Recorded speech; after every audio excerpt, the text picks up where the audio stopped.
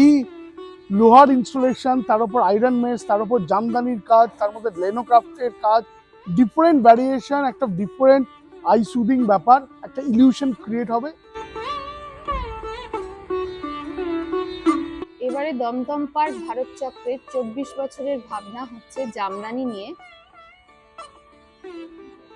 আমি যেহেতু আমার এই পুজোর কাজের বাইরে আমার একটা ব্র্যান্ড আছে, তো সেখানে আমি অ্যাজ এ ডিজাইনার কাজ করেছি। সেখানে আমি জামদানির আমার কাছে খুব একটা ফেভারিট সাবজেক্ট এবং একটা বিষয়।